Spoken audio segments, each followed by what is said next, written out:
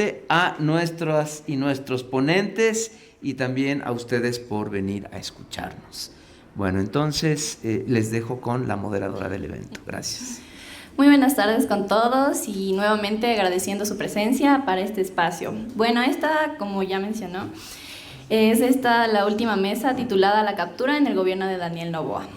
Pues esta mesa tiene como objetivo reflexionar sobre cómo estos procesos de captura se manifiestan en el escenario actual, a través de la relación entre los grupos empresariales y el aparato estatal y las dinámicas legislativas, que estas han sido muy importantes para entender cómo condicionan la toma de decisiones tanto económicas, sociales y políticas.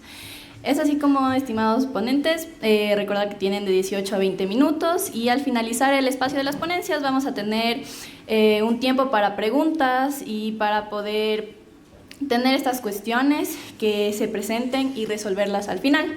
Es así como vamos a empezar con Stalin Herrera, que nos trae el tema de los Noboa y el aparato estatal. Stalin Herrera es sociólogo por la Universidad Central del Ecuador, magíster en estudios latinoamericanos con mención en estudios agropecuarios por la Universidad Andina Simón Bolívar.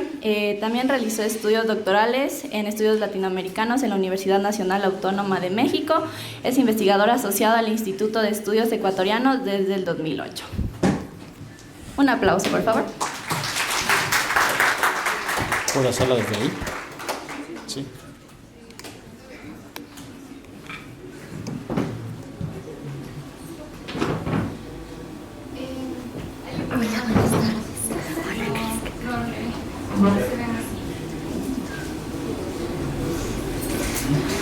Hola,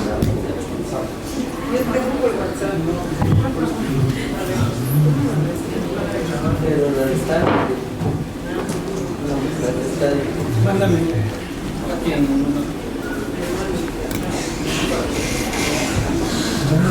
Pelín de paciencia, por favor.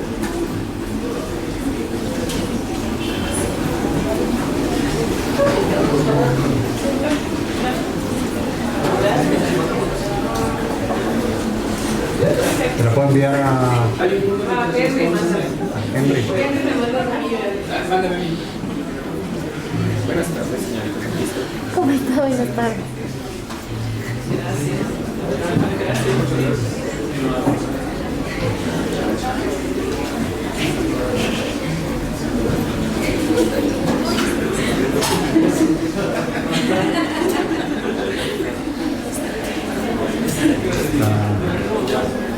Están en camino.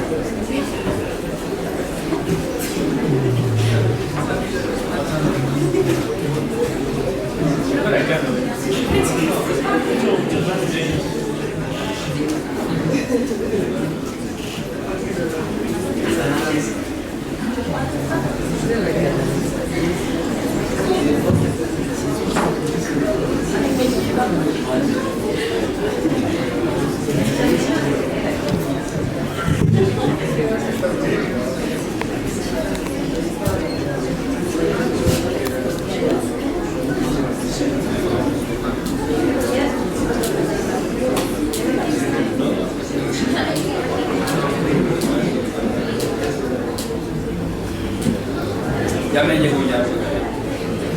Atrás va un PowerPoint, un PDF por si acaso.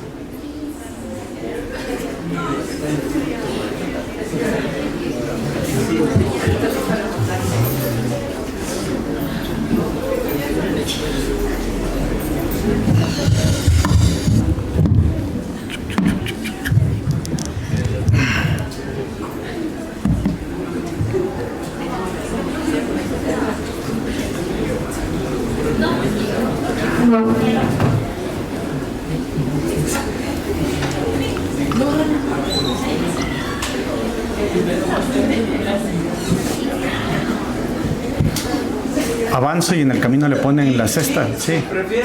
Ya. Bueno, buenas tardes con todos, con todas, con todes. Muchas gracias a los compañeros y compañeras por la invitación. Y bueno, digamos, la presentación que les traigo recoge un poco, vamos, información que está en los medios, ¿no? Es decir, esto no es nada digamos, todo esto es público, por decirlo de alguna forma, ¿no? Y lo que intentamos, digamos, es hacer un seguimiento de lo que significa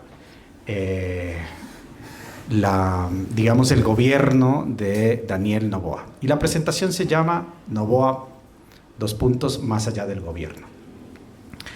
Y una de las primeras cosas que con la queríamos como contrastar es con una serie de ideas que se repiten en los medios, que se repiten en nuestras miradas, de mirar a Noboa como una caricatura, como un dictador, como un ególatra, ¿no? En la costa, sobre todo, cuando piensan a Noboa o describen a Noboa, lo piensan desde esta idea del ser patológico, ¿no? Desde el niño rico que tiene tanto ego que quiere, digamos, gobernar y hacer su pequeño castillo, ¿no?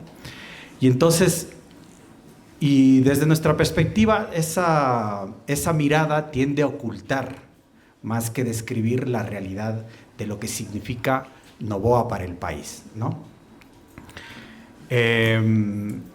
Y en las izquierdas es muy común encontrar esta idea del oligarca, ¿no? Noboa como el representante del viejo oligarca.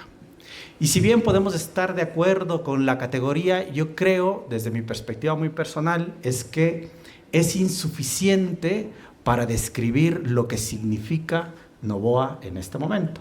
Sobre todo porque la imagen que tenemos del oligarca es de aquel viejo hacendado con el látigo en la mano, ¿no es cierto?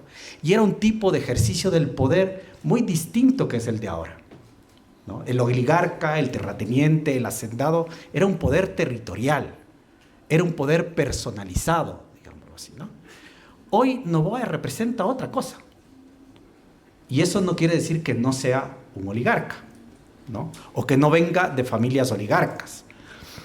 Y me parece que es importante, digamos, contrastar esas ideas y situar esto que estamos viviendo en el Ecuador en torno a Noboa, su familia, sus allegados, las élites, etc. Entonces, la primera cosa es ¿quién es? ¿No? ¿Quién es Noboa? Vamos, nosotros, lo común, lo que estamos viendo es Noboa es el heredero directo de una de las familias más ricas y más poderosas del país, ¿no? Esa es, digamos, la imagen más clara, digamos.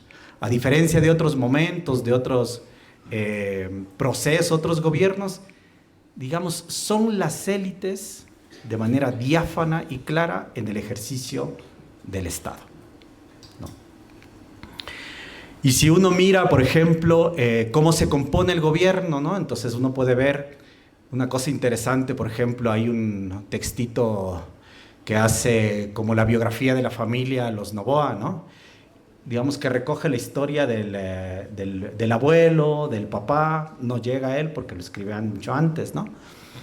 Y que describe cómo hicieron su fortuna sin ningún empacho, describe además cómo metieron bala a los campesinos, cómo expropiaron tierra, cómo se hicieron, por ejemplo, de la flota, digamos, naviera del país, cómo obtuvieron descuentos especiales en el petróleo para hacer las agroexportaciones, etcétera, etcétera, ¿no?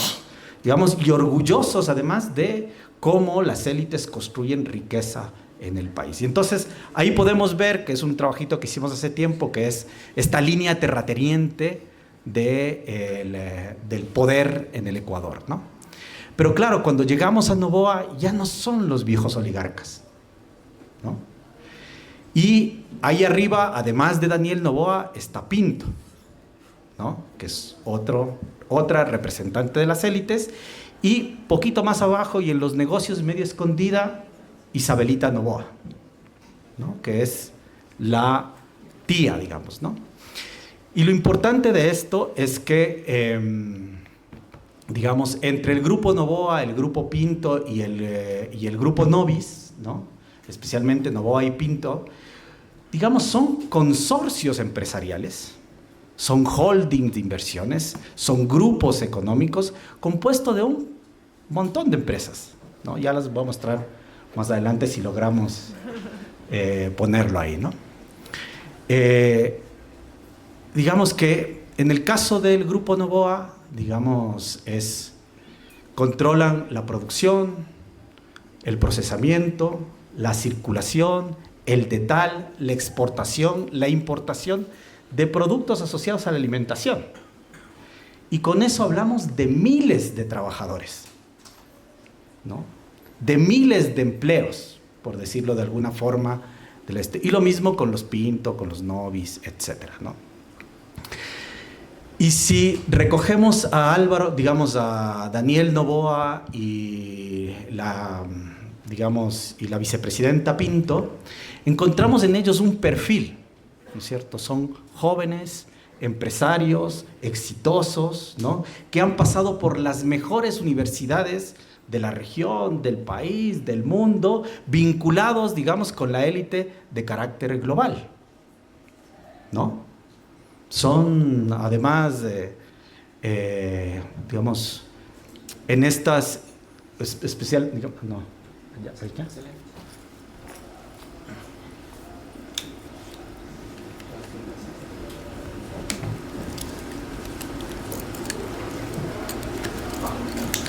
Ahí sí les voy a pedir paciencia porque para la próxima presentación sí me hace falta.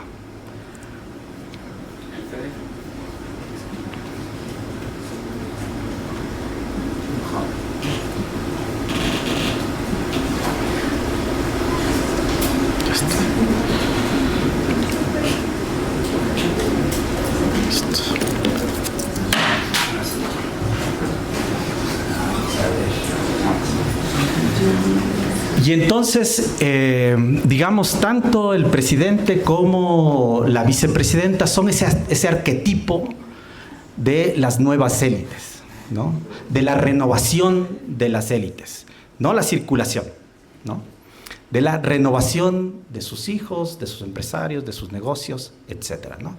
Y si tú agarras ese arquetipo y lo lanzas con el gabinete, te vas a encontrar el mismo arquetipo.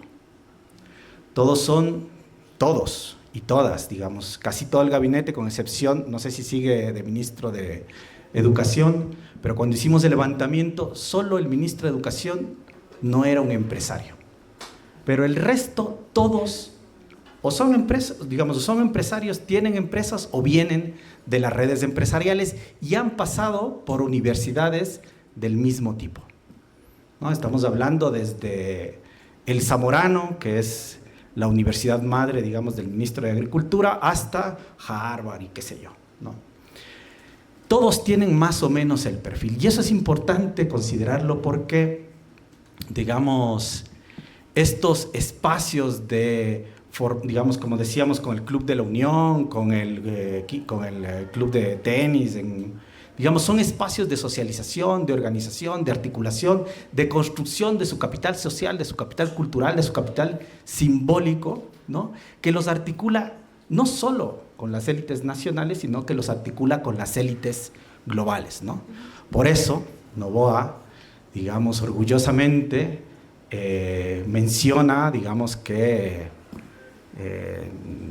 digamos, tiene vínculos con varias élites en Miami, en los Estados Unidos, etcétera, ¿no? Entonces, ¿lo logramos? Perfecto. Entonces, eso, ¿qué nos dice esto, no? Que estamos frente a un gobierno de los empresarios, ¿no? Digamos, es un bloque empresarial el que está gobernando y son las empresas más modernas del país. No estamos hablando de los terratenientes, ¿no? Estamos hablando de los empresarios más exitosos, de los sectores más modernos de la economía. Cuando hablamos del Grupo Novis, hablamos de las empresas que están digamos, en las líneas de punta en la producción de etanol, en el comercio, en la construcción, ¿no? Y además tienen haciendas, y además vienen, digamos, de estos recursos terratenientes, por así decirlo, ¿no? Sigue, por favor. Más abajo, más abajo, más abajo. Aquí estamos, ¿no? Entonces, la primera cosa, es decir, cuando hablamos de Noboa, hablamos de un pacto empresarial. Segundo, siguiente por favor. Dentro de ese acuerdo empresarial están estas dos figuras, estos dos cromitos, digo yo, ¿no? Donde está Gabriela Sommerfeld y Loffredo. Sommerfeld es también una hija de las élites nacionales. De las empresas mayor, digamos, de las principales importadoras de armamento en el país, ¿no? Esa es la ministra. Y Loffredo, digamos, aunque este es un advenedizo dentro de las élites, ¿no? Tiene vínculos, ha sido, ¿cómo se dice?, instructor contra el terrorismo y tiene vínculos con el Mossad, ¿no? Israel. ¿De dónde importan? De Israel. ¿Quién está asesorando ahora la política de gobierno? Israel. ¿Sí? Entonces, hay un vínculo entre este pacto empresarial y esta lógica de guerra que nos está planteando el gobierno desde que asumió al poder, ¿no? Pero más allá de las figuras, quiero que se fijen en el siguiente imagen, ¿no? Esta es una imagen que la hizo Fernando Miño, que recoge en el núcleo, en el centro, está la familia Noboa Sin. Los amarillos son familiares, personajes, los azules son vínculos empresariales y los verdes son vínculos empresariales con, digamos, con transnacionales regionales o globales, ¿no? Esta es la red familiar, digamos, si luego expandimos a estas figuras con sus otras redes, esto crece y crece aritméticamente, ¿no? ¿Qué nos muestra esto? ¿No? Es que este capital, que no es solamente económico, este capital cultural, este capital simbólico, esta red, marca las dinámicas y lógicas de acumulación de las élites en el país. Y esto nos pone a discutir un primer elemento, digamos, si ese es el circuito de intereses, vínculos nacionales y globales, ¿dónde están los intereses de las élites? Y esto en el viejo debate, ¿por qué pongo énfasis en esto? Porque en el viejo debate decíamos, ¿qué es, Correa, ¿no? ¿Qué clase está representando? ¿Qué significa el correísmo? Y tratábamos de ver si es la burguesía, si son las viejas élites, qué es lo que se está cociendo ahí, ¿no? Nunca llegamos a un consenso, pero en este caso lo que sí podemos ver es que los núcleos de intereses que son nacionales y globales nos ponen a discutir dónde están los intereses de estas élites. Y estas élites ya no son esas estructuras diferenciadas, ¿no?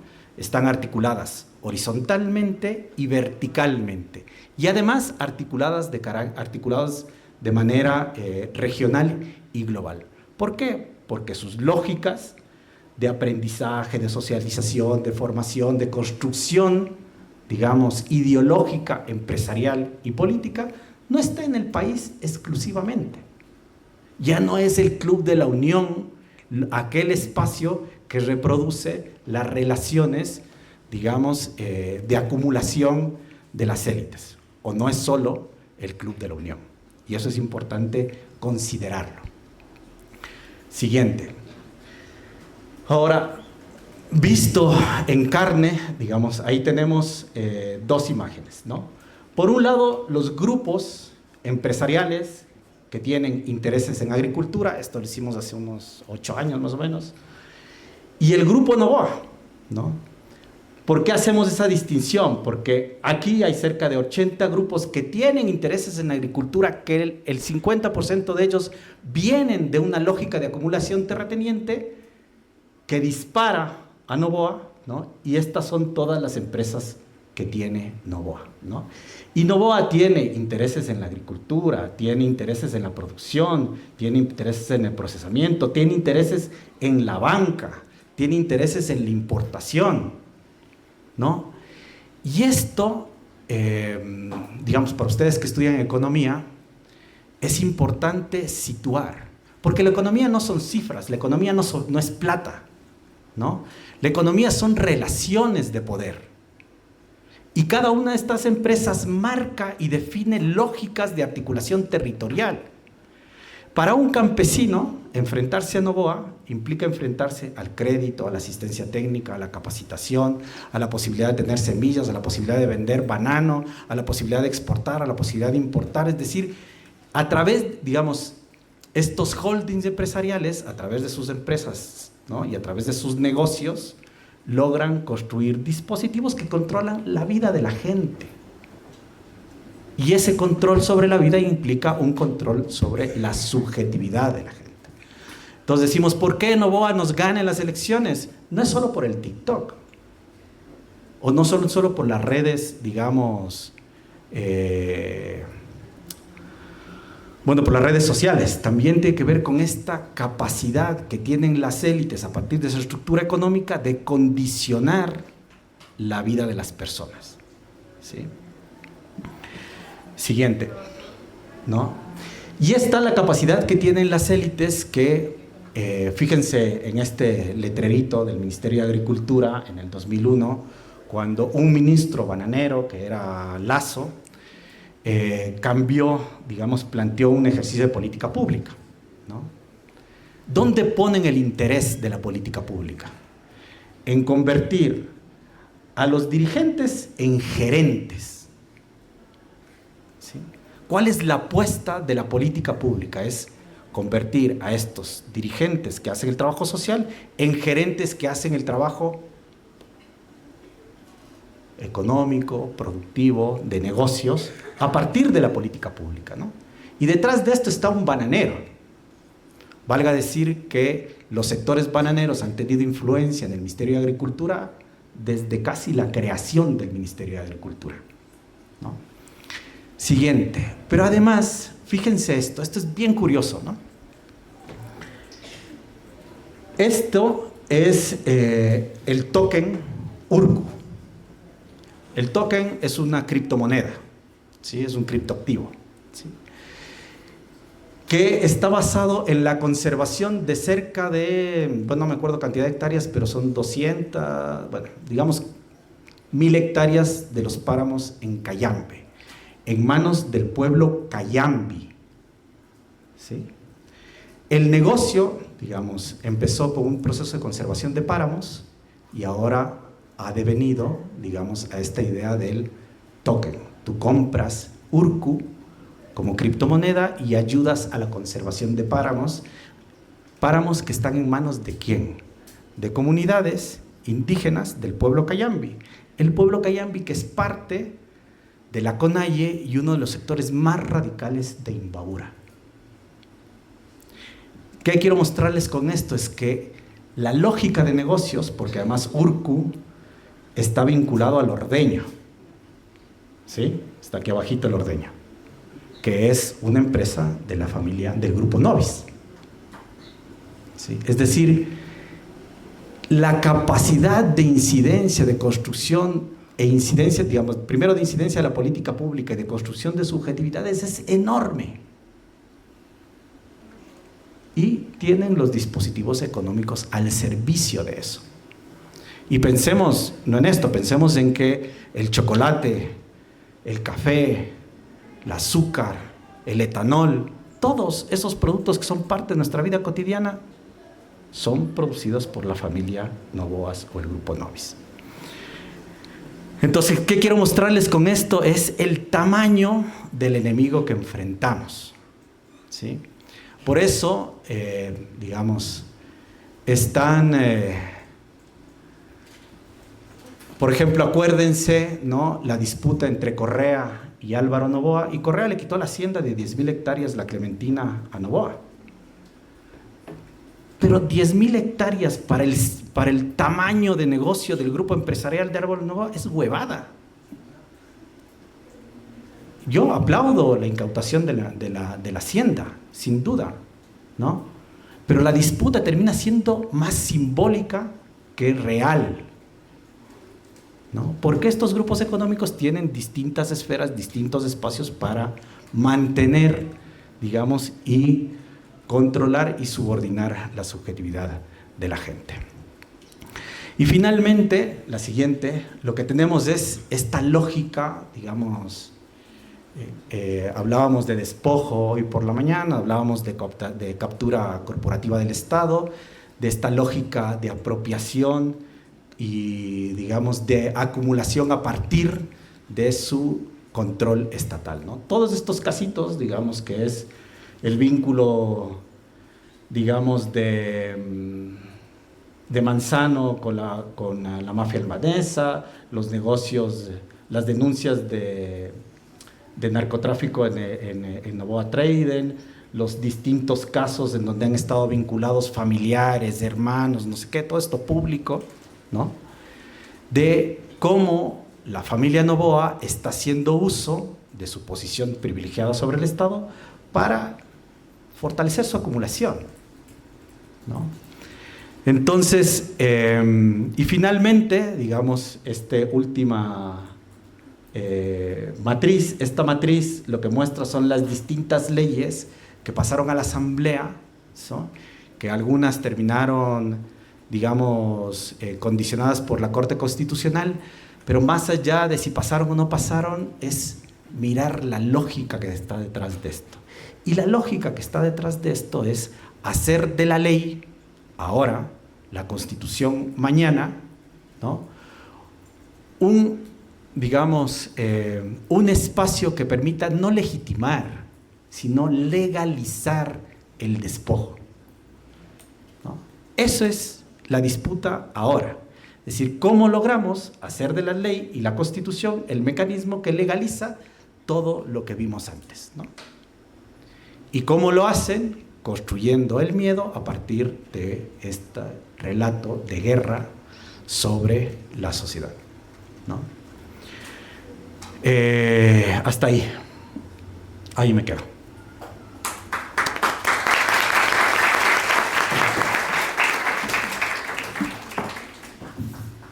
Muchísimas gracias, Stalin. La verdad es que esta intervención fue bastante enriquecedora en lo que es los Noboa y el aparato estatal.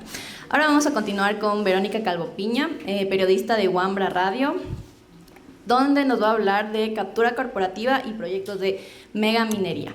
Verónica es presidenta de la Fundación El Churo, articulista y productora de audiovisual de Wambra S. Escribe sobre temas de derechos humanos y ambientales, es investigadora sobre medios de comunicación y concentración de frecuencias por grupos privados y religiosos. Un fuerte aplauso, por favor.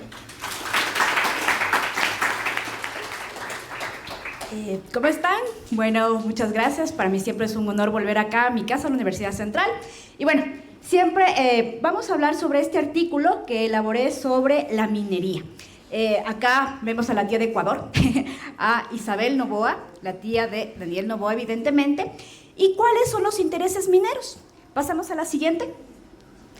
En el lado izquierdo les quiero presentar al Cerro El Domo. Y acá, a este lado, el Cerro El Domo ahora. Esta es la minería a gran escala. Esta es la minería a gran escala, además, que el Grupo Noboa inauguró en este cerro que está en la provincia de Bolívar. Pero, ¿cómo pasamos del cerro a esto? Esto, y como dato, este es solo el inicio. El hueco va a ser mucho más enorme. Ya recién lo están construyendo. Pero bien, ¿cómo pasamos de lo uno al otro? Vamos con la siguiente. Captura del Estado. Para capturar el Estado, las élites hacen, digamos, tres cosas. Monopolio de recursos, la puerta giratoria y las leyes. Comenzamos con el monopolio de recursos, la siguiente. Acá vemos, lo que les mostré anteriormente es el lugar donde se va a hacer este proyecto minero que se llama Curimining El Domo por el cerro. Ahora, esta empresa, ahí funciona una empresa minera que en realidad es un joint venture. Ustedes como economistas van a saber mucho mejor de qué se trata esto. Ahora, la mina Curipamba El Domo tiene una empresa. Ustedes cuando se meten a la superintendencia de bancos van a encontrar que está manejada por una empresa. Cuando abrimos la empresa, yo siempre sé decir que los grupos empresariales se manejan como por matrioscas, estas muñequitas rusas que abres una y se va, ya.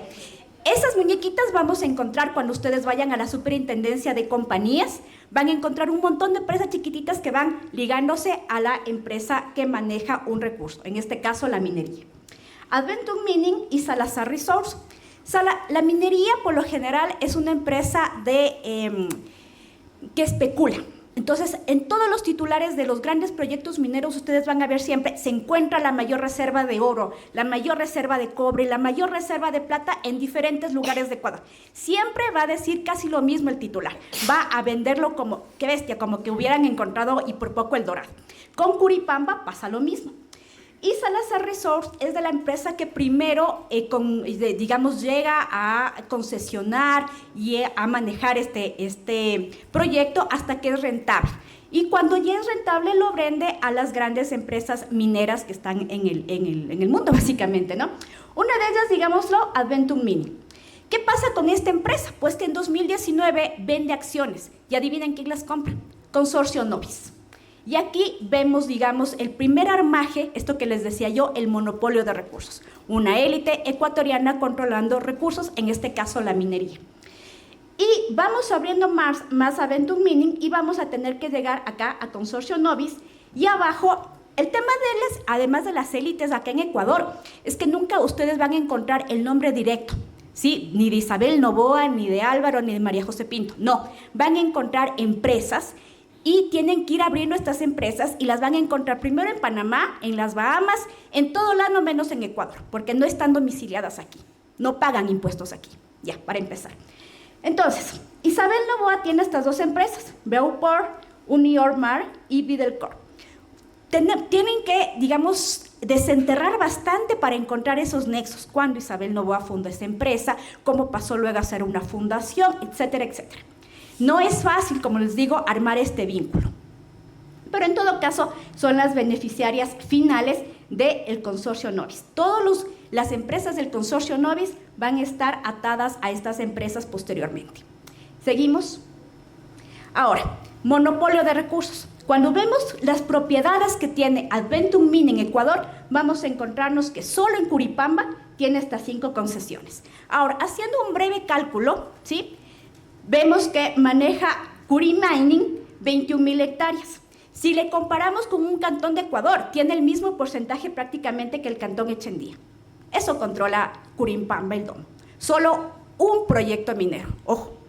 Parte de, digamos, y la mina es una partecita, la que les mostré antes, es solo una partecita de las concesiones. La concesión que ya está habilitada y que ya está para la explotación. Seguimos. Lo que vemos a la derecha son ahora todos los proyectos mineros que Adventum Mining tiene en Ecuador, 12 en total, ¿sí? No solamente tiene una mina, tiene 12 proyectos mineros. Todos estos. De todos estos 12 proyectos, el próximo, que ya está a las puertitas nada más de ser explotado, es el Cóndor en la cordillera del Cóndor, Zamora Chinchipe. El proyecto Mirador, que se inaugura con Rafael Correa, abre la puerta a la minería a gran escala en Ecuador, y en la cordillera del Cóndor vamos a ver todos estos proyectos. No todos son de minería a gran escala con este hueco enorme, otros son subterráneos, pero en la práctica la idea de gran escala, la minería a gran escala, es lo próximo que se instala como extracción de recursos acá en Ecuador. ¿Qué vemos acá? Isabel Noboa, y vamos a ver a uno de sus gerentes, Darqué Schettini, que es gerente del Grupo Novis. ¿Por qué lo pongo a colación? Porque Adventum Mining, vamos a ver, cuando ya investigamos la empresa, que los gerentes de esta empresa fueron funcionarios del Grupo Noboa. Es decir, yo era gerente del Grupo Noboa y luego pasé a ser jefe o parte de la mesa directiva de Adventum Mining. Seguimos. En la parte derecha, bueno, ustedes lo van a, en la parte izquierda, perdón, reconocemos a Guillermo Lazo, y el señor que está al lado es el señor Salazar, se me fue ahorita el nombre, que es básicamente, digamos, el concesionario de esta empresa Salazar Resort que les mostré hace rato, el dueño de esta empresa. Y digamos, esta foto, este grupo de fotos en realidad los pongo como para mirar ya en este segundo punto de la puerta giratoria. Parte de la presencia, la puerta giratoria quiere decir la presencia de empresarios en el poder, evidentemente, o en puestos de funciones del gobierno, etcétera, pero además cómo el gobierno los pone, los atrae para tomar decisiones.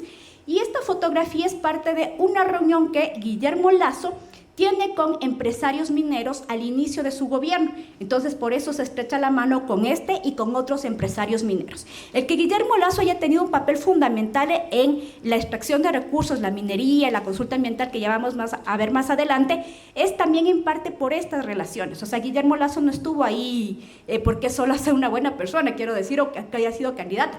Tuvo estos intereses al lado. Y en la parte de acá, vemos las fotografías de Daniel Noboa, nuevamente reunido con el dueño, digamos, de Salazar Resorts, pero además con empresarios canadienses. Estas dos fotografías fueron en Canadá el año pasado. Continuamos. Ahora, para hacer más visible este tema de la puerta giratoria, resulta que en el gobierno de Guillermo Lasso, dos exgerentes de Adventum Mining, el señor Roberto Dunn y Roberto Salas, llegan a ser funcionarios. Primero del gobierno de Lenín Moreno, en el caso de Roberto Dunn, fue presidente de la Corporación Financiera Nacional, y luego Roberto Salas quiso ser nombrado, miren ustedes, ministro de Energía y Minas. Pero como los intereses eran tan escandalosos, no es que Lasso no quisiera, solamente fue que, digamos, fue tan escandaloso que le dijeron ratito, vea, no sea tan evidente. Entonces pararon ese nombramiento. Pero Lasso no se quedó ahí, sino que lo nombró, y ojo con esto, lo nombró secretario de Inversiones y además consejero ad honorem de las inversiones privadas del país. Y estas inversiones principalmente son en los sectores estratégicos. Entonces este señor, después de venir de Novis, después de venir de Adventum Mining, fue a una secretaría que era la encargada de dictar la política pública para la extracción finalmente de recursos.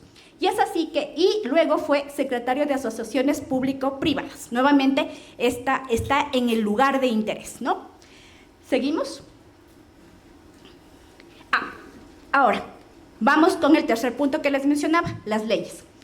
Una de las primeras leyes que quiero mencionar es el decreto 754, que lo pone Guillermo Lasso, y ojo con esto, lo hace a la par de que dictaba la famosa muerte cruzada. Mientras todos estábamos aquí en Ecuador hablando de la muerte cruzada y que la asamblea y que no sé qué y no sé cuánto, Guillermo Lasso estaba firmando este decreto. ¿Para qué?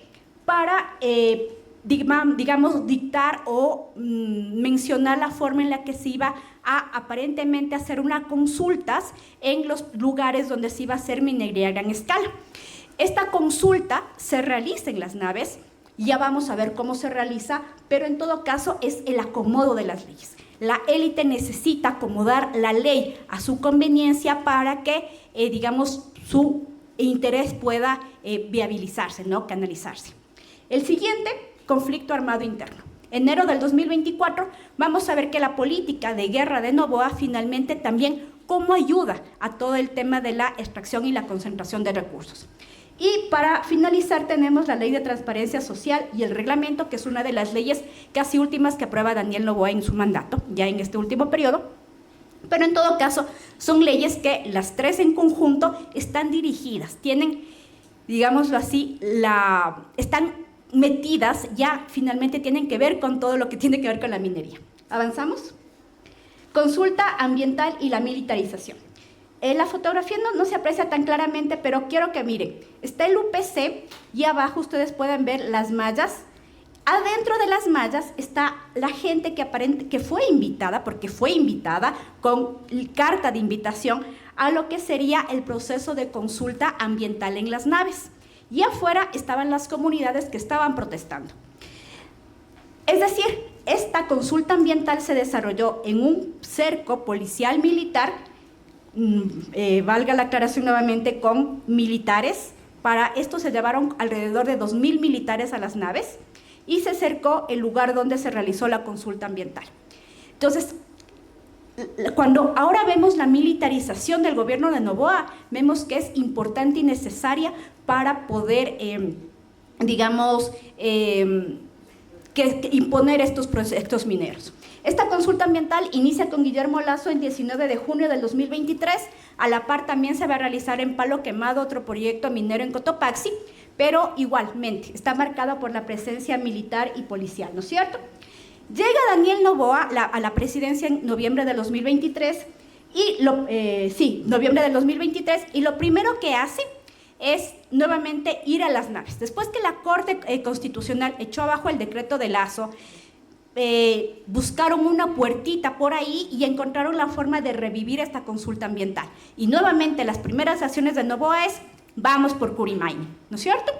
Y por eso realiza nuevamente la consulta ambiental, va a la segunda fase de la consulta ambiental en Las Naves en diciembre del 2023 y en enero su ministra del Ambiente en ese entonces y ahora asambleísta, Sade Frischie, pues termina por dar la licencia ambiental a este proyecto. Enero del 2024, bueno, ahí se da la licencia ambiental. Entonces, vamos con la siguiente. Conflicto armado interno. Como les decía, estos proyectos no son posibles si no hay la militarización y no hay la presencia policial. Entonces, durante todo este año, el 2024-2025, hemos visto el uso, por ejemplo, del estado de excepción en Las Naves. De hecho, recientemente, antes del paro, vimos que hubo varios recintos, aquí dice el recinto La Unión, cerró el paso a la empresa por graves afectaciones de las viviendas. En respuesta a estos cierres que varias comunidades hicieron a la empresa, Noboa dictó estados de excepción directamente en Las Naves, en un cantón chiquitito que aparentemente no tiene nada que ver con el resto de la política. Directamente Noboa va y firma un decreto de estado de excepción allá. Y el siguiente paso es el terrorismo, la criminalización. En enero y febrero de este año, alrededor de 12 campesinos fueron procesados por terrorismo, porque se oponían a este proyecto de Las Naves. Fueron apresados y fueron llevados a procesos judiciales por, digamos, estas figuras del terrorismo, ¿no es cierto?, por oponerse al proyecto minero. A la par, digamos, estos proyectos, a la larga, más bien dicho, tuvieron diferente suerte. Un caso ya se cerró, pero en todo caso, digamos, siempre está el miedo instalado del procesamiento a los líderes sociales. Un poco lo que pasó en el paro, ¿no? Y seguimos. Y finalmente la Ley de Transparencia Social y el Reglamento. Este es conocido, o ustedes la habrán escuchado de pronto, como la Ley de Fundaciones. ¿Por qué la meto en el saco? Porque parte del decreto y de la Ley de Fundaciones va con dedicatoria. Porque, por ejemplo, en el artículo 44 permite, por un lado, confiscar los fondos sin orden judicial, pero además les prohíbe a las fundaciones interferir en proyectos mineros extractivos aprobados por el gobierno. Cuando nosotros vemos la historia, digamos, de resistencia a los proyectos mineros en Ecuador, nos vamos a encontrar con organizaciones sociales, la misma CONAIE, la FOA de Azuay, Las Naves, la Junta de Defensa del Agua, etcétera, que son las organizaciones que se han opuesto a la minería y que han llevado a cabo los procesos de consulta populares, por ejemplo, en Girón, en la misma cuenca, acá Yasuní, el Quito sin minería, etcétera. Entonces, evidentemente a Noboa le interesa parar a estas fundaciones que a la final son una piedra en su zapato, ¿no es cierto? Eso fue antes del paro. Luego del paro, o en medio del paro, Noboa aprueba el reglamento a esta ley. Y en el artículo 4 lo pone más directo. Las organizaciones no podrán intervenir directa ni indirectamente en actividades orientadas a obstaculizar o interferir proyectos mineros legalmente autorizados. Pero ojo con esto. Por un lado nos prohíbe, pero leamos el siguiente párrafo. En caso de verificarse el incumplimiento, esta disposición... pasa arriba. No obstante, podrán desarrollar planes o programas sociales relacionados con dichos proyectos siempre que estos se encuentren debidamente articulados y supervisados por el Ministerio Sectorial. Es decir, hay fundaciones a las que les prohíbe hacer actividades relacionadas a proyectos mineros, pero por el otro lado permite a ciertas fundaciones hacer proyectos con las empresas mineras. Y vamos a ver a quién le prohíbe y a quién no le prohíbe. La siguiente. Acá, en la parte superior, vemos el FOA, ¿sí? Las que les mencionaba, esta organización campesina del Azuay, que es la que ha llevado la oposición a Kim Sacocha, la que hizo la marcha en el agua ahorita en el Azuay. Y acá vemos Fundación Novis. Adivinen con quién trabaja Fundación Novis. Con Curimaini. Fundación Novis, que es parte del entramado de Consorcio Novis, hace proyectos sociales con los campesinos, con los técnicos, los capacita para pequeñas cosas técnicas, digamos, alrededor del proyecto minero, que tiene temas de educación. Así está un poco, es el sentido, el objetivo de la fundación, está por la educación. Entonces nos vamos a encontrar con que frecuentemente Novis está haciendo proyectos acá en Las Naves, ¿no es cierto? Entonces, como les decía, por un lado, a estas organizaciones les vamos a prohibir, pero a estas les vamos a dejar, ¿no es cierto? ¿Por qué? Porque nos interesa. Siguiente. Bueno, ahí les dejo esta pregunta. ¿Qué pasa, no? ¿Qué va a pasar con la nueva Constitución? Con todo esto, ¿cómo se va a acomodar un poco la ley, el tema de la consulta previa, los proyectos? Y ahora ya por último, digamos, si ustedes quisieran leer más a fondo estos artículos, les voy a dejar con las investigaciones de Wambra, no sé si tienes los links. Ya. Bueno, la una fue evidentemente sobre los proyectos mineros, la otra sobre Sommerfeld, la canciller, toda esta vinculación con las empresas de armas, con las empresas israelíes, pero además, digamos, no solamente cuando hablamos de la élite pensemos en la parte económica, sino también en la parte cultural. Este apoyo a que ahora Noboa tiene, por ejemplo, Israel, etcétera, no es posible sin los lazos, los nexos familiares. En la fotografía, una de las fotografías, digamos, de la última gira de Noboa, vemos, por ejemplo, la canciller visitando un museo del Holocausto hecho por grupos sionistas. Entonces, digamos, no es gratuito esa presencia. O sea, ¿por qué tiene que estar la canciller de Ecuador, digamos, en esa gira? ¿Por qué es importante eso? O, digamos, Milei visitando el Muro de los Lamentos, por ejemplo. ¿Por qué estas fotografías como que dan la vuelta al mundo, ¿no es cierto? Y el otro artículo también que les quería citar, que lo hicimos en Wambra, justo en la mañana alguien lo decía, parte de las investigaciones que están en deuda con las élites, por ejemplo, son las élites religiosas. Y en Wambra realizamos un artículo que tenía que ver justo con el ascenso de ciertas élites de los grupos de Con mis hijos no te metas, no dudamos que si se hace una nueva constitución van a querer tener participación para cambiar todo lo que son los derechos sexuales, los derechos de las mujeres, de los niños, etc. Pero la pregunta es cómo estos grupos están incidiendo directamente en el Estado. Ahí les invito a leer, además, la investigación latinoamericana que hicimos, Élite sin Destino, ¿no? Que habla como de varias de estas cosas. Eso, muchísimas gracias.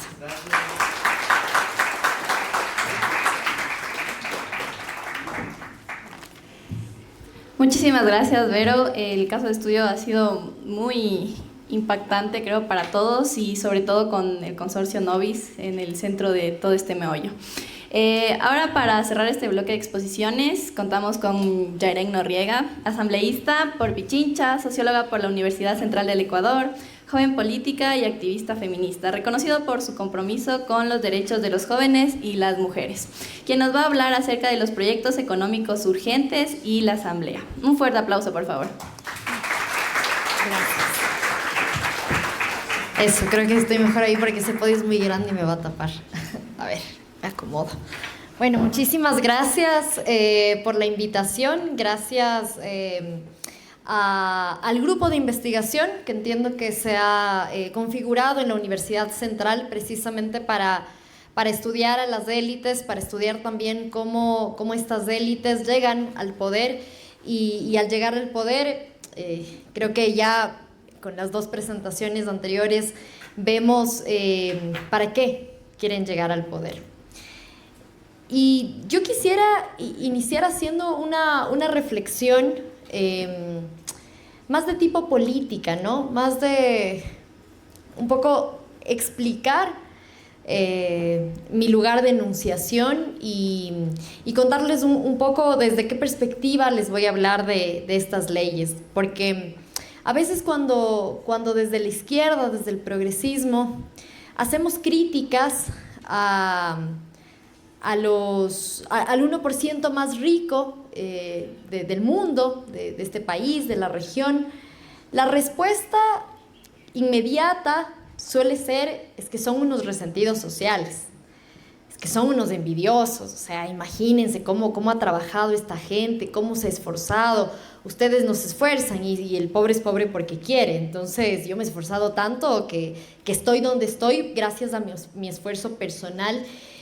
Y detrás de eso, digamos, también está este discurso de la meritocracia, ¿no? Si tú te esfuerzas, si tú trabajas, si tú a nivel individual ahorras, porque hablan también de, ahora que está tan de moda, la educación financiera, cuando la gente no vive con $2 al día, con $1 al día. Yo no sé si ahorra un centavo, digamos, a dónde podrá llegar de aquí a un año, a 2 años, toda su vida.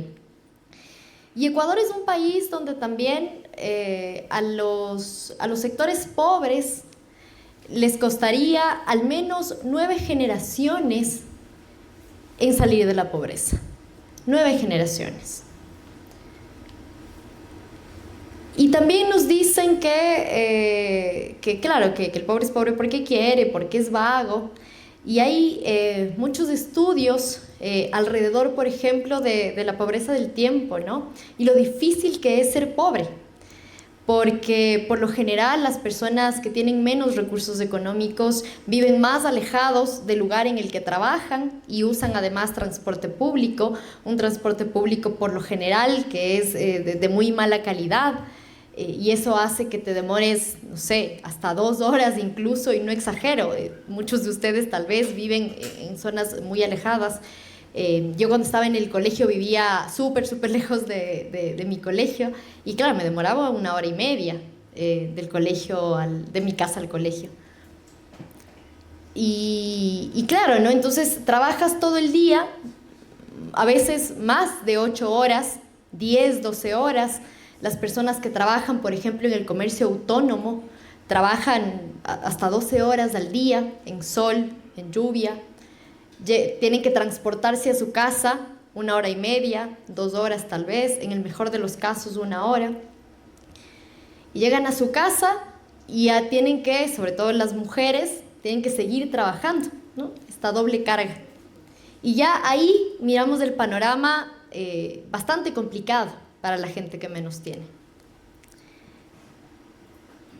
Y entonces, cuando nos dicen que el pobre es pobre porque quiere, no reconoce, ¿no? Estas realidades distintas y diversas. Y entonces cuando criticamos a este 1% de los más ricos, no los criticamos en sí mismo porque sean ricos, más bien qué mejor que la pasen bien, qué mejor que tengan el privilegio de tener una vida fácil. Qué honor, qué lindo, qué bueno, me alegro mucho. Y entonces la crítica no va a la riqueza como tal. De hecho, los países en general deberíamos apostar a eso, ¿no? A la generación de riqueza. Pero lo que criticamos, o lo que yo particularmente critico, es cuando se usa este poder económico, captura el Estado, como lo hemos visto en las 2 exposiciones pasadas, captura el Estado para hacerse más rico. Y hacerse más ricos, como ya vamos a ver en las leyes que se han aprobado en este último tiempo, un tiempo récord además, se hacen más ricos a costa del bienestar de todos los demás. Porque si se hicieran más ricos sin perjudicar a nadie, uno diría, bueno, tal vez es pasable. Igual es poco ético. Pero a lo que a mí más me molesta es esa captura del poder político por parte del poder económico para hacerse más ricos, pero perjudicando a los de abajo. Y es desde ese lugar un poco que voy a hablar y explicarles qué ha pasado en estos 5 o 6 meses desde mayo hacia acá en la Asamblea Nacional respecto de las leyes económicas urgentes que ha enviado el presidente Daniel Noboa. Me voy a parar, perdón. Entonces, tenemos 5 leyes económicas urgentes. La primera, la Ley de Solidaridad Nacional. Y en esto, la verdad es que sí han sido bastante hábiles porque colocan nombres a las leyes que uno diría, wow, qué tremenda ley, Solidaridad Nacional. Y solamente me voy a centrar, estas leyes tienen muchos aspectos que afectan en lo jurídico, que afectan en términos de derechos, pero digamos por el motivo y el tema de este panel, únicamente me voy a concentrar en esta forma también de captura del Estado a través de las leyes. Entonces tú tienes una ley de solidaridad nacional que en su disposición reformatoria primera, ustedes pueden leerla ahí, pero lo que dice es que básicamente a cambio de que se haga donaciones a la Policía Nacional o a las Fuerzas Armadas, entonces se obtendrá una rebaja del impuesto a la renta causada del periodo fiscal equivalente al valor de la donación, con un límite del 30% del impuesto causado. Esto quiere decir básicamente un perdón de impuesto a la renta de hasta el 30% en función de las donaciones que tú quieras hacer. Y entonces, de vuelta, esto tiene dos sentidos, ¿no? Por un lado, nos dicen que quieren fortalecer la seguridad, y la seguridad se fortalece con presupuesto que viene del Estado, con planificación que viene del Estado. Porque cuando nos decían solidaridad nacional, hacían una referencia a la buena voluntad de los empresarios, a la buena voluntad de los grupos económicos de donar. Y a cambio de esa donación, entonces el Estado les daba las gracias perdonándoles impuestos. Eso es lo que literalmente dice esta ley. Vamos con la siguiente. Ley para el fortalecimiento de las áreas protegidas. El artículo 5, bueno, las áreas protegidas, valga digamos el dato, y es que el 20% del territorio nacional, que no es poca cosa, el 20% del territorio nacional es parte de un área protegida. Y entonces, lo que nos decía el discurso oficial del gobierno nacional en ese momento, nos decía que las áreas protegidas estaban descuidadas, que dentro de las áreas protegidas incluso se había infiltrado los grupos de delincuencia organizada, los GDOs, y que entonces para poder cuidar de mejor forma estas áreas protegidas tenía que entrar la empresa privada, tenía que entrar la inversión privada. Porque desde la visión del presidente Noboa, el Estado solo funciona para perdonar impuestos a ciertos grupos económicos, pero no para proteger, valga la redundancia, las áreas protegidas. No para que el Estado se haga cargo de ese 20% del territorio nacional. ¿Y por qué es importante que el Estado se haga cargo de esas áreas protegidas y no los privados? Porque los privados siempre van a tener un interés económico, siempre. Y eso no está mal, ojo. Es parte de su negocio, es el giro de su negocio es hacer más plata, y eso está bien. Pero lo criticable y lo cuestionable en, por ejemplo, esta ley de áreas protegidas, es que incluso llegaron a mencionar que se podrían construir, digamos, hoteles, resorts, etcétera, dentro de las áreas protegidas. Entonces, cuando el interés económico empieza a jugar en ecosistemas tan frágiles como las áreas protegidas, entonces ahí hay un problema. Y por eso es el Estado quien tiene que administrar esas áreas protegidas, mientras que la propuesta, como pueden leer en el subrayado, era la intervención, administración y operación del sector privado dentro de las áreas protegidas.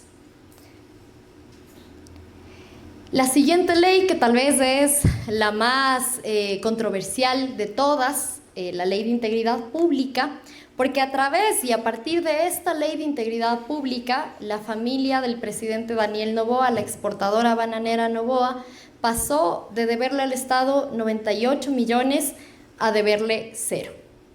Porque, ¿qué es lo que te dice el artículo?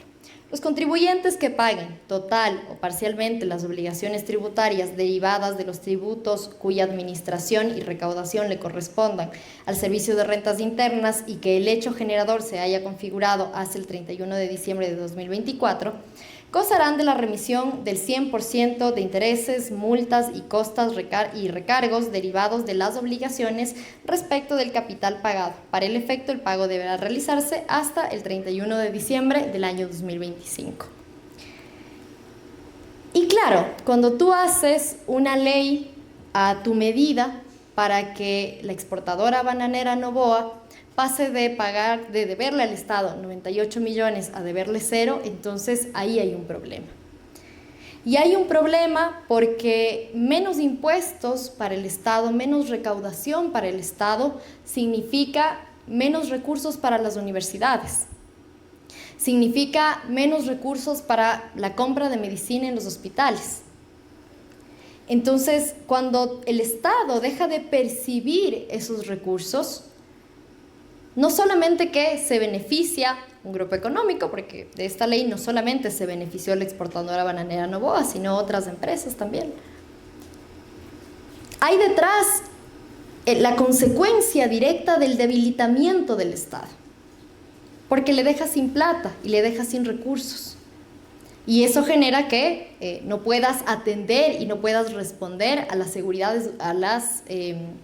necesidades urgentes que tiene el país, como es el caso de la seguridad. Y lastimosamente ustedes habrán escuchado que algunas leyes tuvieron demandas de inconstitucionalidad en la Corte Constitucional, y la Corte resolvió respecto de algunas leyes también dejar sin efecto, algunas cosas resolvió, ¿no? Poner de baja algunas leyes. Pero particularmente este artículo, si bien lo objetó después de que ya la deuda del presidente había llegado a cero. Y dijo que los efectos de, la Corte mencionó que los efectos de su accionar serían de aquí para adelante. Es decir, lo que pasó en el tiempo en que la ley sí estuvo vigente, entonces esos efectos se quedan tal cual están. Y uno de esos efectos es precisamente la desaparición mágica de estos 98 millones en impuestos. Y quisiera en este tema darles información más precisa respecto de cuánto era el capital, de cuánto eran los intereses y cómo se realizaron los pagos. Pero cuando yo hice desde mi despacho un pedido de información al SRI, nunca me respondieron. Igual voy a seguir insistiendo, por supuesto, pero para que se den cuenta la falta de transparencia que están teniendo en el manejo del Estado, para que no sepamos exactamente cómo es que esta deuda desapareció. Aunque el abogado del grupo Noboa ha salido a decir en entrevistas que en efecto ellos se acogieron a esta ley de integridad pública. De su propia boca salió el que ellos se acogieron a la ley de integridad pública. ¿Cuánto era de intereses, cuánto era de capital? Eso todavía no lo sabemos, pero vamos a seguir insistiendo en esa información. La siguiente, que algo ya había comentado la compañera de Wambra, y es este reglamento general a la ley orgánica de transparencia social, ¿no? Una ley que básicamente, una ley mordaza de fundaciones, de organizaciones sociales. No voy a entrar en el detalle de lo que contiene esa ley, porque a lo que nos compete la discusión del día de hoy, me voy a referir más bien al reglamento de uno de los artículos, del artículo número 4, ustedes van a ver en el resaltado, te dice literalmente: las organizaciones sociales no podrán intervenir directa ni indirectamente en actividades orientadas a obstaculizar o interferir con proyectos mineros legalmente autorizados. Si este reglamento hubiese estado vigente cuando la lucha en Quimsacocha, que fue una semana antes, creo, de que emitan este reglamento, yo no sé qué hubiera pasado con estas organizaciones sociales que promovieron la defensa de Quimsacocha. No sé si presos, no sé si allanados, sus casas, sus domicilios, porque las cuentas sí les bloquearon. A los dirigentes del Cabildo del Agua les bloquearon las cuentas en el marco del paro nacional. Entonces, claramente vemos que al poder y a través de las leyes, de los reglamentos, lo que buscan es que no le molesten el negocio a la tía Isabelita Noboa, que no le hagan la contra a ese negocio. Y entonces no lo hacen solamente poniendo a Policía Nacional, a Fuerzas Armadas a resguardar proyectos mineros o a resguardar actividades de construcción, como en Olón. Ustedes recordarán el caso de la esposa del presidente Daniel Noboa, quien intentó construir con la empresa Binacin un resort de lujo, un complejo en el Esterillo, en el bosque protector Esterillo Loncito. Y cuando nosotros fuimos, un grupo de legisladores, a Olón, al día siguiente de lo que había sucedido este hecho, los comuneros nos contaban que incluso los guaguas, los niños, tuvieron que abrazarse a los árboles para que estos no sean talados. Y aún así los talaron. De hecho, si ustedes se fijan, si algún día van a Olón, vayan al Esterillo Oloncito y van a ver cómo los árboles todavía tienen el enumerado de todos los que tenían que talar. Algunos talaron, otros no talaron. Y esto lo hicieron con ayuda de la fuerza pública, con los recursos pagados por todos nosotros, con los recursos del Estado, la Policía Nacional, las Fuerzas Armadas, que debería estarnos cuidando de la inseguridad en las calles, sirven prácticamente como la guardia privada de proyectos mineros, de proyectos extractivos y de proyectos como el proyecto Binacín en Olón, de la esposa del presidente Noboa. Y finalmente, la última ley que se aprobó en la Asamblea Nacional, Ley para el fortalecimiento de las Fuerzas Armadas y la Policía Nacional, de vuelta la misma fórmula que la Ley de Solidaridad. En lugar de hablar de un fortalecimiento a través de la entrega de recursos estatales, se habla de un supuesto fortalecimiento a través de donaciones, de la buena voluntad de los millonarios filántropos de este país que puedan donar lo que ellos quieran. Y a cambio de eso, como ustedes ven, literalmente el artículo habla de una rebaja del impuesto a la renta causado del periodo fiscal, etcétera, con un límite del 30%. Entonces, yo la única reflexión que quisiera dejarles es que, insisto, no está mal que haya millonarios en este país, en el mundo, no está mal que haya gente adinerada, más bien qué bueno que existan y qué bueno que les vaya bien en la vida. Pero lo que debería molestarnos, y más bien no deberíamos permitir, es que abusen de ese poder económico para tomarse el poder político y que a través de ese poder político hagan cosas como estas. Y aprueben leyes que están hechas a la medida, no de todos nosotros, no de los intereses de las grandes mayorías en el país, sino de los intereses de una persona, de una familia, de un grupo de poder. Eso es lo que es profundamente cuestionable. Y cuando me invitaron a conversar en este espacio, el título de la invitación era las leyes económicas urgentes y el proceso constituyente, ¿no?, de cara a la consulta popular que tendremos el domingo. Y yo no les voy a decir cómo votar, no es mi estilo, pero sí les invito a reflexionar, porque si con el poder que tiene y con las prohibiciones que ya incluye esta Constitución, a pesar de esas prohibiciones y de esos candados que protegen la naturaleza, que protegen los derechos laborales, que te hablan de la transparencia en el manejo de los recursos públicos, a pesar de que existen esos candados y con el poder que tiene ya el presidente Daniel Noboa, ha aprobado todas estas leyes. Y ha elaborado leyes hechas a la medida de sus intereses económicos y de los de su tía, por supuesto. Yo solo les invito, de cara al día domingo, imaginarse cómo podría llegar a verse, cómo podría llegar a ser una constitución hecha a la medida de Daniel Noboa y sus intereses económicos. Muchas gracias.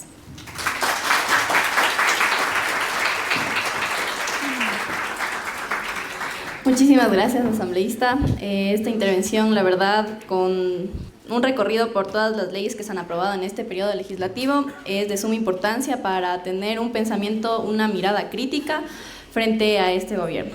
Pues vamos a hacer un breve recorrido de las intervenciones para dar paso al espacio de las preguntas. Stalin Herrera nos comentaba justamente esta renovación de las élites con Noboa y Pinto y su articulación global con las empresas que ellas tienen. Perdón. Lógicas igual de acumulación de las élites dentro de sectores como la agricultura, la banca y la educación para que una articulación territorial a partir de la política pública. Vero Calvo-Piña nos comentaba igual el caso de la minería, el caso específico pues de Adventure Mining y todo el consorcio Novis y cómo lo desmenuzamos frente a esta gran captura de Estado que estamos teniendo, ¿no? Y por último, como ya mencioné, con Jairen, todas estas medidas dentro de los proyectos de ley que se han aprobado. Así que, por favor, demos paso a las preguntas. Nos ayudan con su nombre y la pregunta que quisieran realizar, por favor.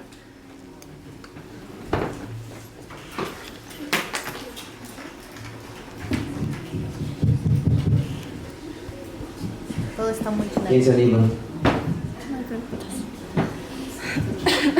hay pregunta mala. Aquí mi... Buenas tardes, mi nombre es Daniel, soy estudiante de sexto semestre de Ciencias Políticas.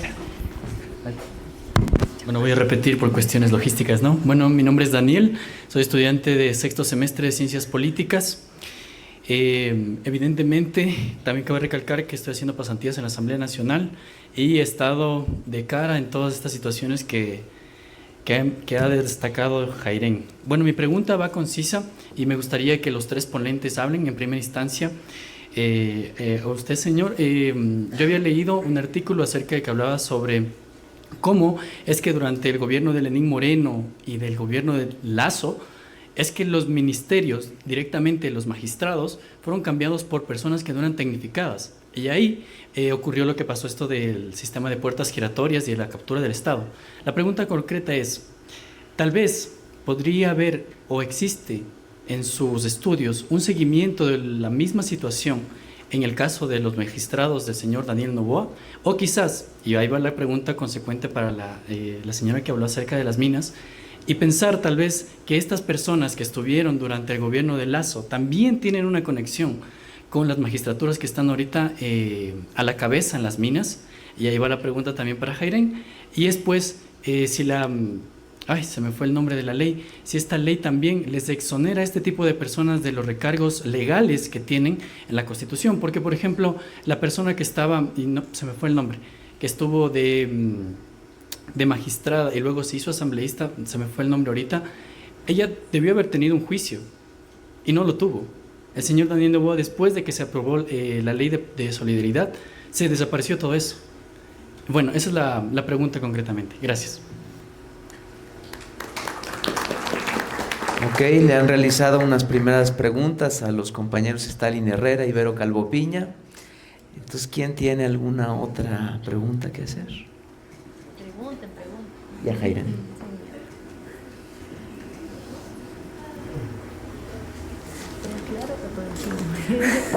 O tal vez, ya, perfecto.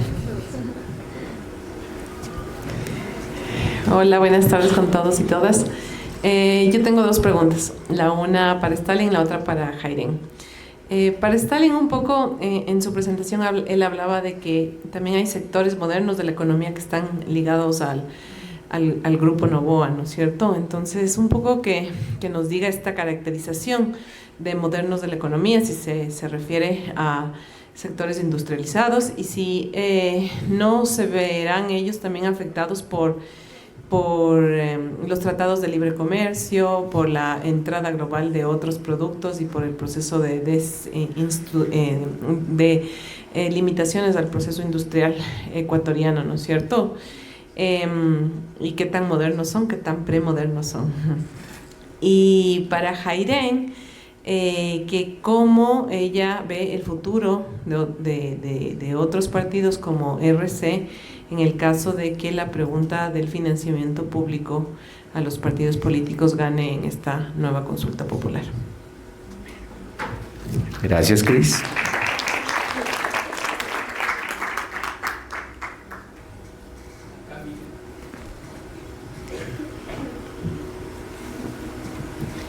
A ver, yo tengo una pregunta para Jairen. Especialmente en este tema de las tres preguntas del referéndum sobre el tema de la asamblea, ¿no? Del número de asambleístas. Creo que desde el lado del gobierno y de los medios de comunicación que han estado aliados al gobierno, se ha hablado de que es necesario bajar el número de asambleístas para tener calidad. Pero bueno, yo desde mi análisis creo que calidad y cantidad no necesariamente van de la mano. Tú has estado ya algunos años de legisladora y quiero que un poco desde tu perspectiva, ¿cómo analizas esto? ¿Necesitamos cambios más bien en la calidad de asambleístas que tenemos? ¿Cuáles deberían ser estos requisitos que necesitamos para que los legisladores puedan darnos leyes que sean en beneficio de los ciudadanos, no tanto de los partidos o de una sola figura política? Eso. Gracias. Ahí, por favor. Empezamos con Esther.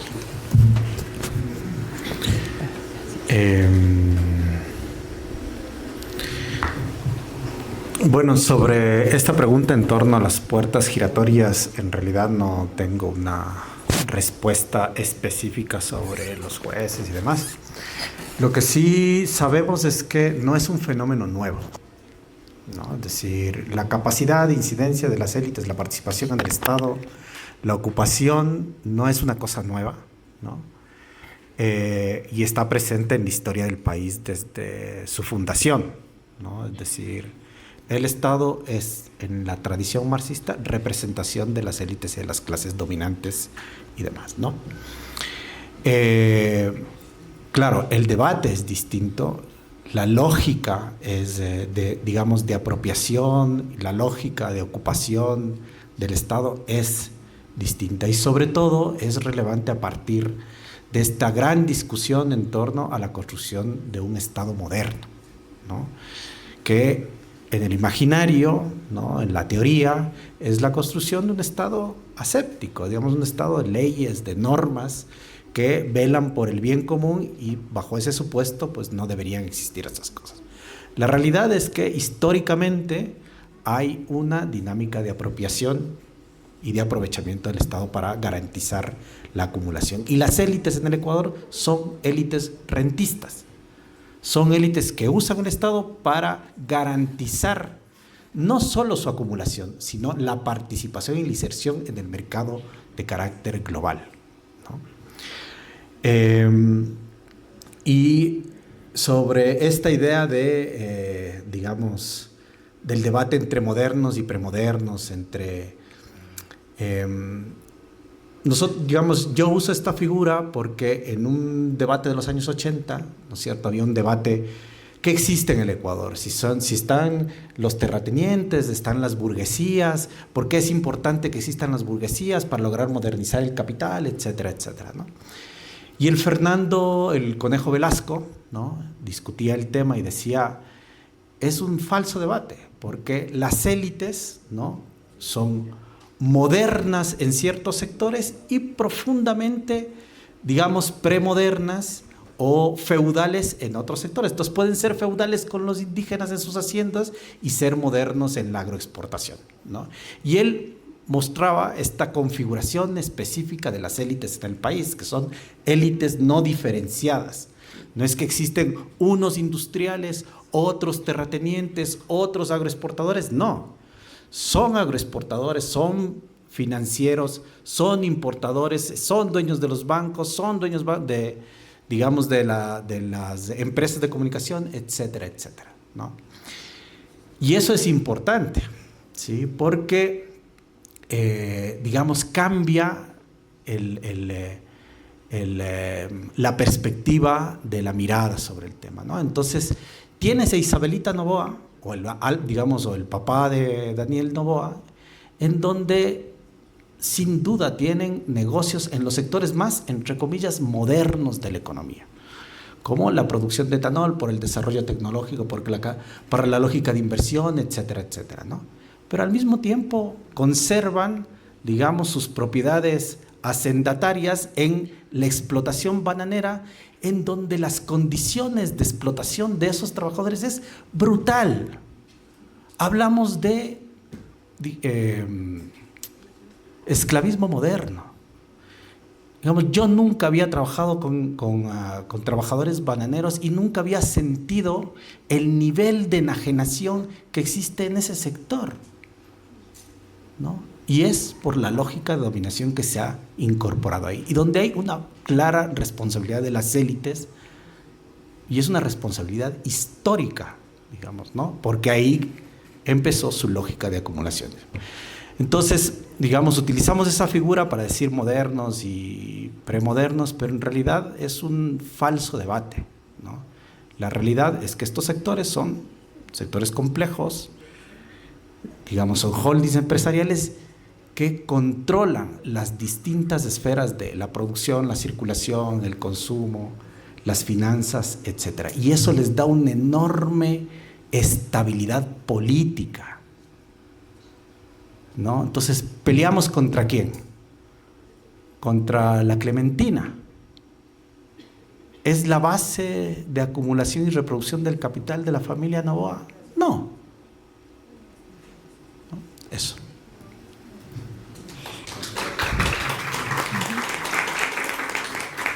Yo quería preguntarte a qué te referías con magistraturas.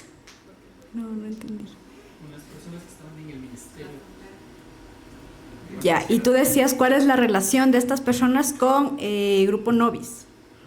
Actualmente, bueno, lo que un poco yo mencionaba es de que, digamos, hemos visto cómo el Grupo Nobis ha tenido representantes dentro del Estado. Entonces, mencionaba concretamente el caso de 2 personas que fueron directivos de Nobis, luego fueron a Adventum Mining, esta empresa que está en Canadá, que es digamos, como la dueña finalmente del Curipán Beldomo, y luego estas personas llegan a ser funcionarios. Roberto Dunn, del gobierno de Lenín Moreno, fue presidente de la corporación de la CAF, de la Financiera Nacional, y Roberto Salas iba a ser ministro de Energía, pero finalmente fue secretario de la Alianza Público Inversiones. Es decir, digamos, lo que tienes es la presencia directa de empresarios, ¿sí?, de los dueños de las principales industrias del país o empresas del país, que luego pasan a ser funcionarios públicos. Ahora, con Daniel Noboa, le tienes a él, o sea, digamos, el ejemplo más claro es él. Y eso es como, digamos, si tú quieres, una de las características ahora de Noboa, es que él es el heredero principal del grupo Noboa, ¿no es cierto? Pero a la vez acapara el poder político. Lo que tenemos ahora es que el mismo dueño del poder económico está buscando el poder político. Antes, por ejemplo, León Febres Cordero, no sé si ustedes recuerdan, Jaime Roldós le decía a León Febres Cordero el recadero de la oligarquía, porque era gerente de las empresas Noboa, del abuelo de Daniel Noboa, de Luis Naranjo Noboa. Pero era esto, ¿no? Era el gerente, era el empleado de. Ahora tienes a Daniel Noboa directamente sentado en Carondelet. Es decir, por eso es que decimos, bueno, los grupos sociales dicen, no es tu hacienda, porque es el hacendado, lo que tú decías, no, el niño rico sentado en el puesto de Carondelet. O sea, ya las élites ya no quieren un representante, ahora quieren sentarse directamente en el poder político. Y ahí está un poco la diferencia, más bien dicho, con de pronto los momentos de acumulación anteriores, etcétera. O estoy pensando, por ejemplo, luego de el gobierno de Eloy Alfaro, tenemos todo este periodo de la llamada plutocracia, que es la representación de los bancos.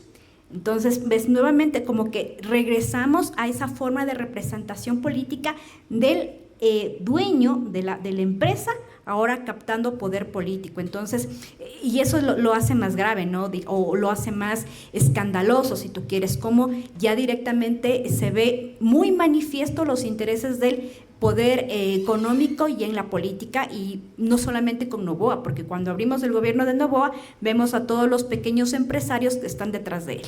Eso. Muchas gracias.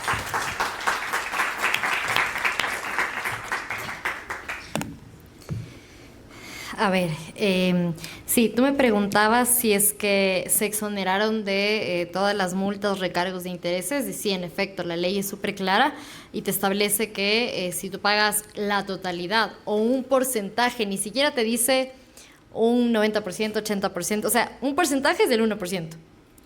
O sea, si tú pagas del 1% de tu deuda, ya te exime de pagar multas, recargos de intereses que se te acumularon por años de esa deuda. Y como les digo, la falta de transparencia ha llegado a tal nivel que ahora el SRI no da información respecto de qué pasó con estos 98 millones que le debía la exportadora bananera Noboa al país.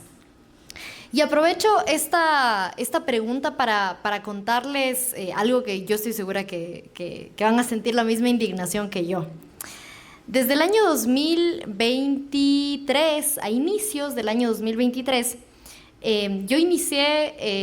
iniciamos junto con estudiantes y padres de familia de jóvenes que adeudaban créditos educativos, empezamos una lucha para que se eliminen esas multas, recargos de intereses que se fueron acumulando alrededor de los años, con el pasar de los años, de estos créditos educativos. Se trataba de chicos que básicamente por alguna razón no pudieron estudiar en la universidad o que querían estudiar un cuarto nivel, no tenían becas, tampoco tenían los recursos económicos, entonces optaron por un crédito educativo.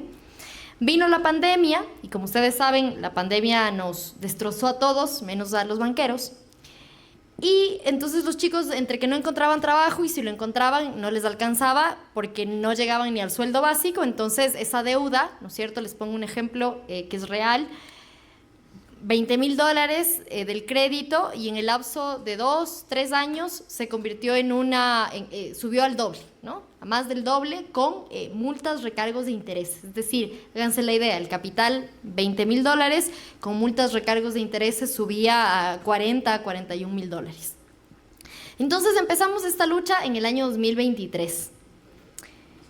Y en el año 2025 nosotros lo que proponíamos, bueno, antes logramos esta remisión de multas, recargos de intereses, pero faltaba algo adicional y era reducir la tasa de interés con la cual se hacía el refinanciamiento para que los chicos que adeudaban el capital puedan pagarlo.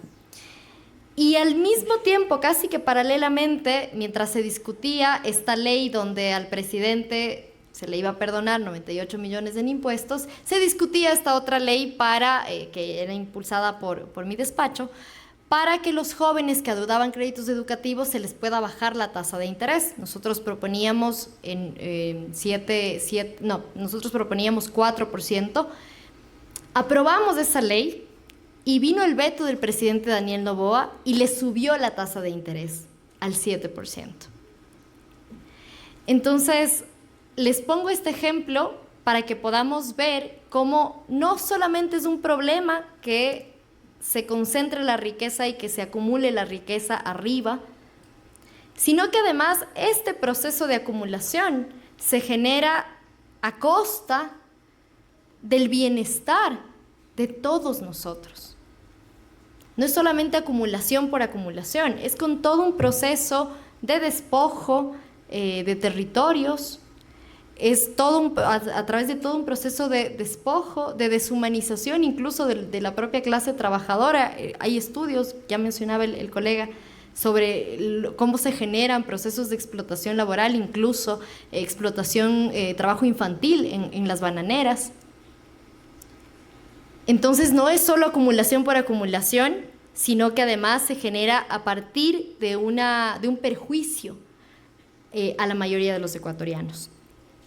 Y también me parece importante mencionar que la asamblea pasada, en la cual el presidente de la República no tenía mayoría, se aprobó una amnistía tributaria, pero esta amnistía tributaria era para pequeñas y medianas empresas, pero además esta amnistía tributaria decía expresamente que no se podía beneficiar ni el presidente de la República, ni los ministros, ni los asambleístas.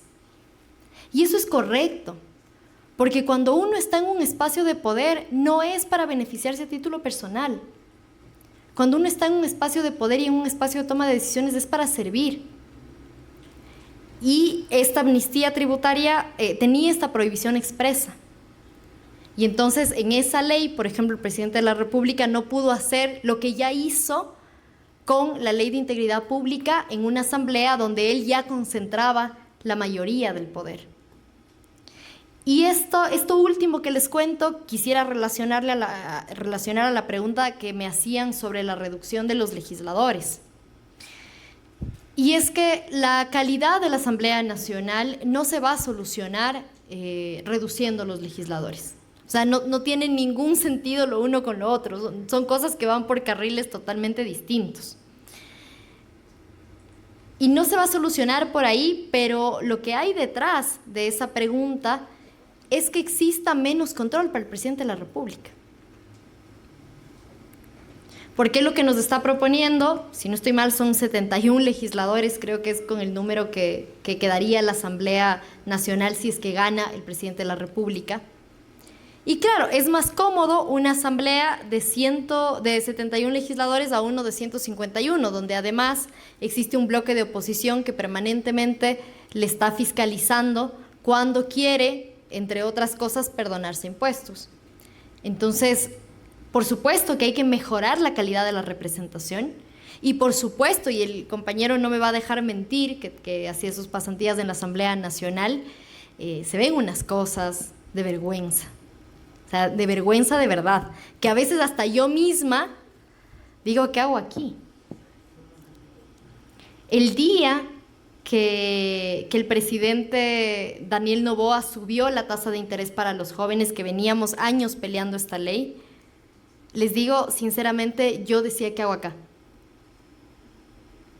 ¿Qué hago acá si es una persona intentando pelear con una mayoría que no entiende, que no quiere entender, pero que además es completamente insensible ante la realidad tan dolorosa de esas familias, de esos jóvenes que vienen arrastrando por años una deuda que no les deja dormir y que ni siquiera les deja trabajar porque tienen impedimento laboral por tener una deuda con el Estado?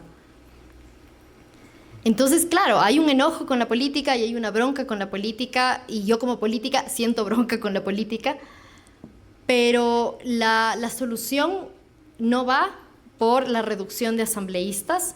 La solución va así, por ejemplo, por una reforma a la Ley Orgánica de la Función Legislativa para que haya más control, más procesos de rendición de cuentas, de qué es lo que nosotros estamos haciendo, en qué leyes hemos trabajado, qué hacemos en nuestras jornadas laborales todos los días. Tal vez pensar cierto número de leyes, cierto número de procesos de fiscalización. Yo tengo compañeros a quienes no les conozco ni la voz, porque nunca han intervenido, nunca. Y obviamente vamos a querer que se reduzcan los asambleístas si vemos esa calidad de representación. Pero insisto, por ahí no va la solución. Y como sociólogos, como politólogos, estaría bueno que podamos sentarnos y pensar por dónde sí va la solución. Porque creo que sí hay un puente que se ha roto, que yo no sé si en algún momento existió, ahí los compañeros académicos nos dirán, pero yo siento que ahorita no hay ninguna conexión entre la academia y la política. Y la Asamblea Nacional están como completamente divorciados. Y yo sí valoro mucho estos espacios porque a mí me da muchas ideas para poder hacer proyectos de ley, para poder hacer procesos de fiscalización en la Asamblea Nacional. Así que ojalá que podamos trabajar juntos en una reforma para tener una mejor asamblea, pero de verdad, no solamente en el cuento. Y rápidamente el financiamiento de los partidos. Me decían, bueno, ¿cómo le llegaría a afectar la Revolución Ciudadana? Creo que más que afectarle a la Revolución Ciudadana, la pregunta que deberíamos hacernos es cómo le va a afectar a la democracia. Porque nos quieren convencer de que los partidos políticos son una cosa abstracta, ¿no? De la sociedad, una cosa que está arriba, que ¿por qué tendría el Estado que financiar a los partidos políticos? Y finalmente los partidos políticos son los espacios donde se debate, donde se discute el futuro, el presente del país. De los partidos políticos salen los presidentes, los asambleístas. Entonces es como un poco ilógico que no haya financiamiento estatal para aquello. Y la peligrosidad de que no haya financiamiento estatal para los partidos políticos tiene que ver con que entonces vamos a tener partidos que respondan a grupos económicos. Porque si a mi partido político, voy a poner un ejemplo, el partido político de Juanita le financia a un banco, Entonces, cuando llegue al poder Juanita, ¿va a trabajar en un proyecto de ley para reducir las tasas de interés? ¿O más bien para subir las tasas de interés si me financió un banco? Obviamente subir las tasas de interés. Y así con un montón, digamos, de casos que podríamos dar. Y solamente para mirar un poco las consecuencias de que gane el sí en esta pregunta, estaría chévere que puedan mirar cómo funciona el sistema del financiamiento de los partidos en Estados Unidos, donde hay un claro, precisamente, conflicto de intereses, porque las personas que llegan a las curules, la mayoría de congresistas, etcétera, tienen algún grupo económico detrás, tienen alguna empresa detrás, tienen algún interés económico detrás, y por ende, cuando llegan a un espacio de representación, no terminan representando a la gente, sino a quienes han financiado, digamos, su trayectoria política, y de ahí el peligro de esta pregunta. Hasta ahí. Gracias. Muchísimas gracias a los ponentes, han sido unas exposiciones de alto nivel y agradecemos también al público por su atención y Henry. Gracias, Doménica. Solo unas brevísimas palabras. Primero, agradecerles enormemente a los panelistas, hijos de la formación y de la universidad pública, en tu caso, Jairen, lo mismo en el tuyo, igual Stalin, la importancia de la formación pública, hijos de la educación pública. Segundo, este foro, digamos, tenía tres intenciones, no me voy a demorar. Básicamente, uno, desmitificar aquella idea que ya bien decía Jairen, el pobre es pobre porque quiere, y el rico además se hace rico porque trabaja duro, porque los demás nos pasamos leyendo libros, debatiendo sobre cómo funciona el Estado, nos pasamos de la nebulosa. Segundo, mirar cómo opera esta captura del Estado. Y tercero, lo más importante, cómo estas reflexiones académicas, teóricas, tienen efectos políticos. No es que lo que pensamos no tiene efecto en nuestra vida cotidiana. Cierro con una experiencia. Hoy en la mañana tuvimos clase de Historia Política del Ecuador. Cuando llegamos, el aula estaba sucia, estaba llena de basura. Nos pusimos a limpiar con los compañeros de estudiantes. ¿Y por qué cuento esta anécdota? Porque la universidad no se gestiona, no hay recursos para contratar personas que ayuden con la limpieza.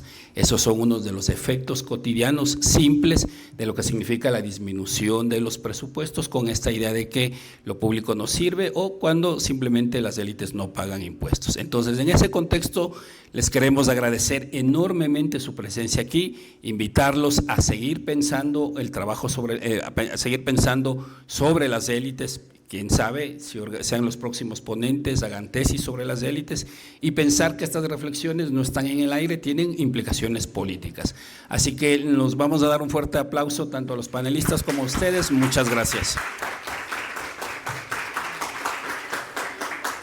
Los invitamos a un próximo foro que ya les haremos llegar.